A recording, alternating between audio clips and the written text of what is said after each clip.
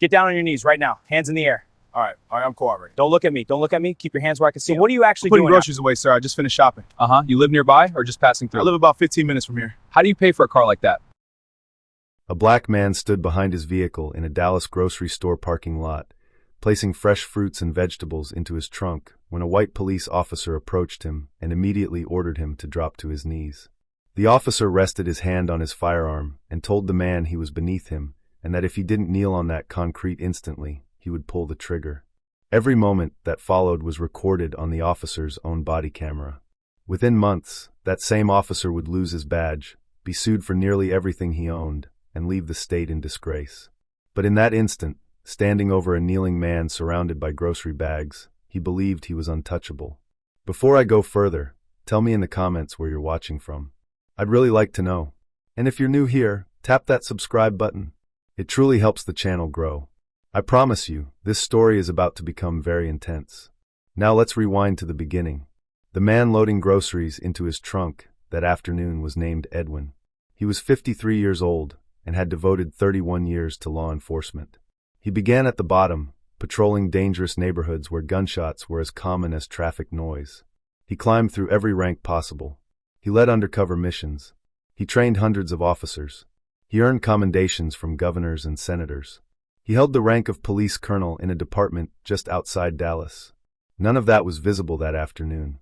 All anyone saw was a black man in casual clothes placing groceries into his car. Edwin had finished shopping about 10 minutes earlier. He bought tomatoes, lettuce, bell peppers, fruit, and a few items his wife requested. Nothing unusual. Just an ordinary grocery trip on an ordinary day. He pushed his cart to the car, opened the trunk, and began transferring bags carefully so the produce wouldn't bruise. He had no idea a patrol car had entered the lot. No idea someone was watching him. Officer Boris had been with the Dallas Police Department for 11 years. On paper, his record looked clean. No major complaints. No serious discipline. Nothing alarming.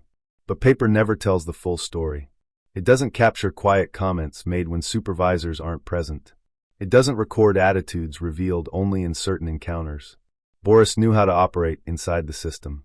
He knew how close he could get to crossing lines without stepping over them. Or so he believed.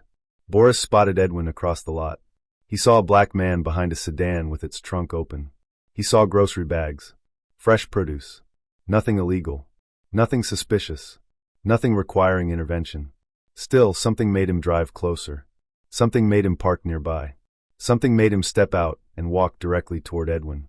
That something had nothing to do with public safety. Edwin didn't notice Boris until he was only feet away. He was focused on arranging bags. When he looked up, he saw an expression he knew well. An expression that signaled trouble.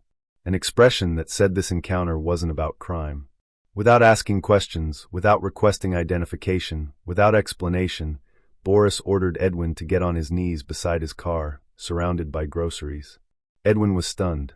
In 3 decades of law enforcement, he had never witnessed anything like it. He asked what was happening, asked what he'd done wrong, asked why he needed to kneel. Boris ignored the questions. He placed his hand on his holstered weapon and repeated the order. Kneel now, or he would pull the trigger. Then he said something that would later echo across the internet. He told Edwin he was beneath him and needed to show it. Edwin froze. He had faced armed criminals, survived shootouts, confronted violent offenders. But this was different. A fellow officer threatening to shoot him over groceries. One wrong move could cost his life. He knew compliance sometimes meant survival. So he raised his hands slowly, lowered himself onto the concrete. A 31-year veteran knelt behind his own car beside bags of fresh produce because a patrol officer demanded it. Boris stood over him, visibly satisfied. Completely unaware, he was recording his own downfall. From there, the questions began. Not professional inquiries. Humiliating ones. Boris asked if Edwin lived nearby, or was just passing through, clearly implying he didn't belong. Edwin answered calmly from his knees. He lived 15 minutes away. He shopped there often. His hands stayed raised. His voice steady. Boris asked how he could afford that car. Edwin said he worked hard and had a good job. He didn't reveal what job, not yet. Then Boris asked if he'd ever been to prison.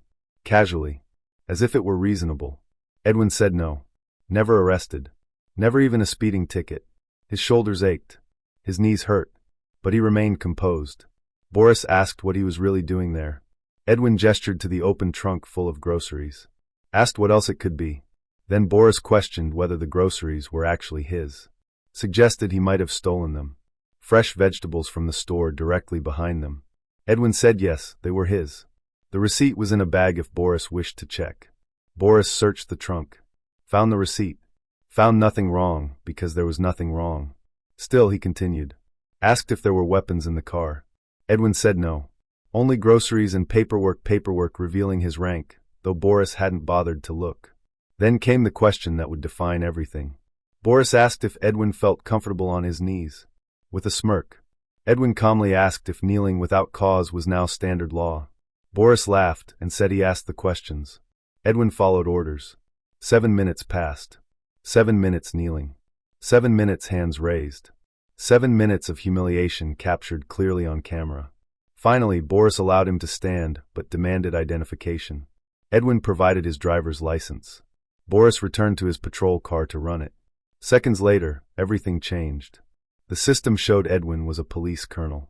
His department, his rank, his awards, his decades of service. The body camera caught Boris's face as he read the screen. The color drained. His eyes widened. He realized his career was over. When he returned, his tone had shifted. He handed back the license and dismissed Edwin without apology. But Edwin wasn't leaving yet. He requested Boris's name and badge number. Then he revealed who he was. His rank.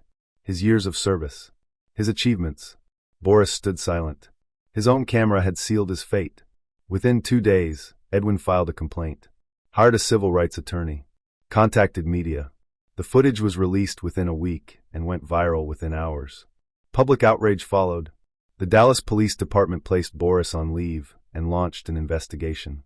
The footage showed he had no reasonable suspicion, no legal basis, no authority to detain Edwin. The threats bordered on criminal conduct. For months later, Boris was terminated. He appealed, claiming procedure and fear. His own recording disproved him. Edwin filed a lawsuit naming Boris and the city. Allegations included civil rights violations, false imprisonment, assault, and emotional distress. The case went to trial nearly a year later.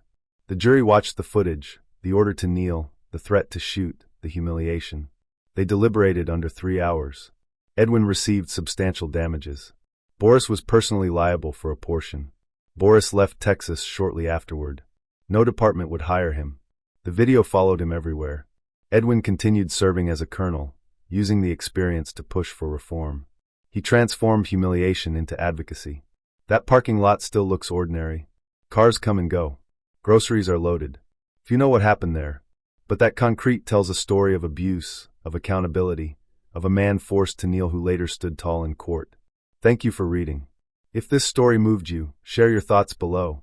If more people should hear stories like this, pass it along. And if you haven't subscribed yet, do so now.